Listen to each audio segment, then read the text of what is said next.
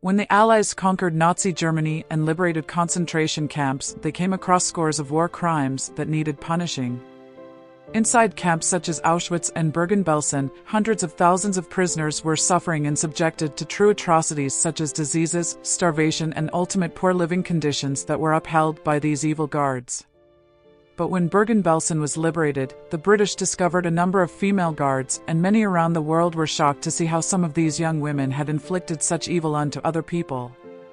Of the roughly 50,000 guards that served inside of the Nazi concentration camps, around 5,000 of them were women, and they were responsible for upholding law and order in the women's camps.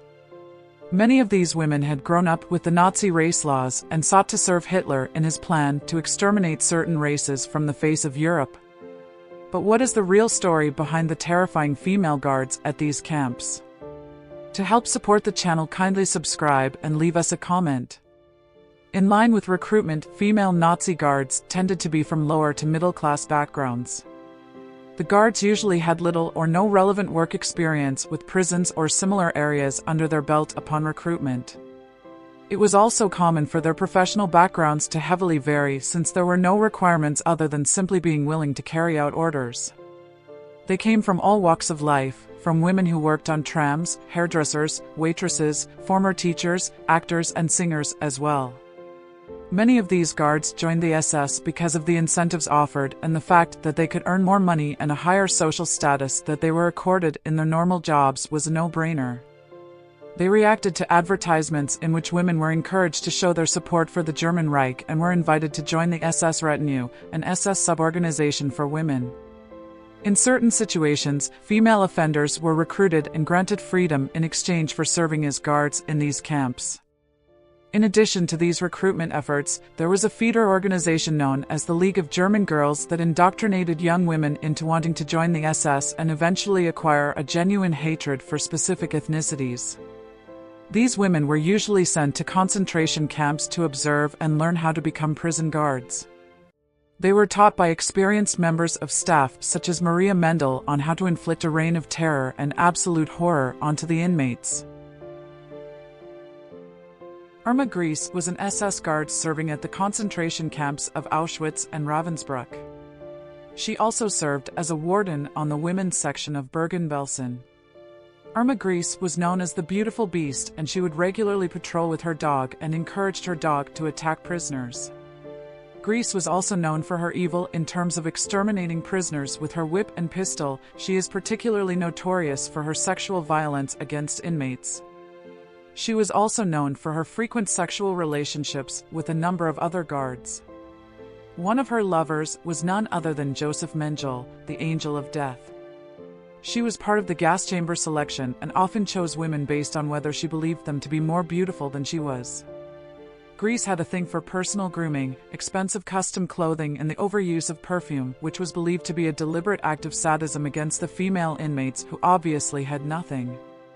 After the liberation of the camps, Gries was convicted of crimes involving murder and ill-treatment of prisoners and was consequently given the maximum sentence at the age of 22 during the Belsen trial. Maria Mendel was an Austrian SS guard working at Auschwitz, where she is believed to have been responsible for ending the lives of over 500,000 female inmates. At the start of her career, Mendel oversaw things like daily roll calls as well as punishments such as beatings. She later progressed to being the top female ranked guard with full control and say over the female Auschwitz camps. Mendel earned herself the nickname The Beast after she was regularly known for partaking in the selection for the gas chambers and other forms of mass punishment. Mendel created the Women's Orchestra of Auschwitz, which was for the purposes of accompanying selections, transportations, and daily roll call. The female inmates were made to march in time to the music, even after coming back exhausted from forced labor. For her crimes against humanity, Mendel was sentenced to death at the age of 36. Herta Bode was a Nazi concentration camp guard at Ravensbrück-Stutthof and Bergen-Belsen. She was recorded to have been 6'3" and known as the sadist of Stutthof due to her merciless treatment of female prisoners. At the age of 24, she accompanied a ruthless march of women from central Poland to Bergen-Belsen. At the Belsen trial, she claimed that she had stuck prisoners with her hand as a means of discipline but never used an instrument to do so, nor did she claim to have ended anyone's life. In a rare interview she said, "I made no mistake. The mistake was that it was a concentration camp, but I had to go to it, otherwise, I would have been put into it myself. That was my mistake."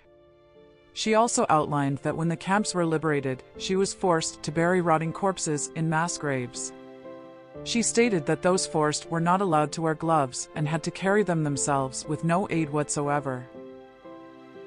Elisabeth Volkenrath was a supervisor at a variety of Nazi concentration camps during World War II. Volkenrath was in charge of selecting prisoners for the gas chambers and later became in charge of all camp selections for female prisoners. She stood trial in the Belsen trial and was eventually sentenced to death after being found guilty of crimes against humanity.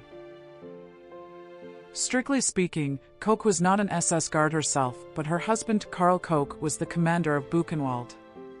Using his power, he granted her a position in the camp where she earned a reputation and was called the Witch of Buchenwald. She was known to have often inspected prisoners upon arrival to see if they had any interesting tattoos on their skin. If she ever saw anything she liked, she would have the prisoners processed and use their skin to make items like lampshades or book covers. Koch was actually acquitted in 1944 after the lack of evidence, whereas her husband was sentenced. Later, she was sentenced to life imprisonment and later took her own life in 1967 at the age of 60 out of shame and desperation. It has been reported that she suffered from severe delusions where she became convinced that any concentration camp survivors would come and attack her in her cell. All these innocent souls suffered at the merciless hands of these female guards and many more. The ideology of racism, hatred, and pure evil was given the chance to thrive, and hence the devastation. Hope you found our video informative. Kindly subscribe to the channel for more videos.